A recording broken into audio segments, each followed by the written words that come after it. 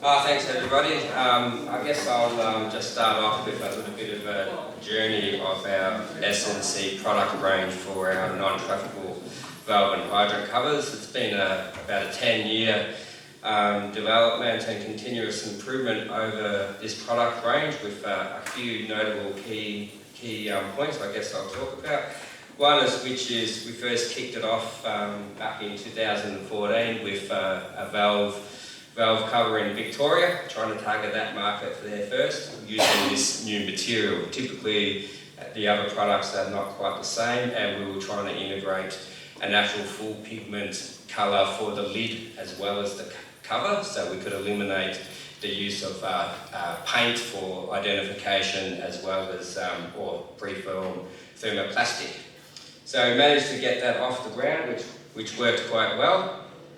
Then we got into, once we got a few approvals up and away, Southeast Water brought up an issue where they took over a bunch of commercial sites where they had a lot of valve and hydrant services there, where over the years, when they were doing reworks there, they covered up the covers or the access covers with concrete.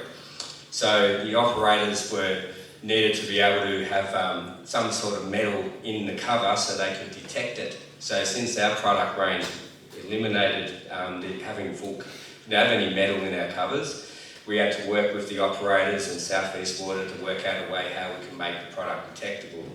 In the end, one of the great things about this material is you can have a lot of flexibility, and so what we ended up doing is we moulded in a mild steel plate and attached a rare earth magnet.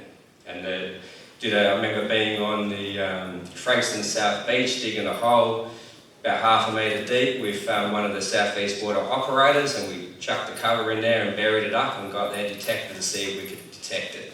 So that worked really well, so we had a solution which was excellent working with the team down there. So we did that, and after that we started building the range. So we moved into New South Wales, building the range up there, following up into Queensland, and also starting to move towards a recycling program. This started to be popping up from our customers, where they were submitting contracts and they wanted to know how much recyclable materials in the products they use, or if the product could be recyclable at the end of life.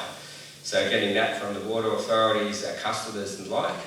And Daemco, we are certified to Environmental Management Systems, ISO 14001, so we thought we'll initiate a program to see what we could do with the product, how could we recycle it at the end of its life. So that kicked off back in the 2019 sort of time. During that period as well, we were continuing to develop the range, and we wanted to move into how we could certify the product to an Australian standard to improve the strength, durability, etc., and then move towards a WIOA product appraisal. So we're up here now. We've finally got to the point where we can recycle the product at the end of its life, and so I'll go through the steps what we did. So what is S&C? It's Sheet Mould Compound. It's basically a glass reinforced polyester resin, and it's basically can make all sorts of different products from this material.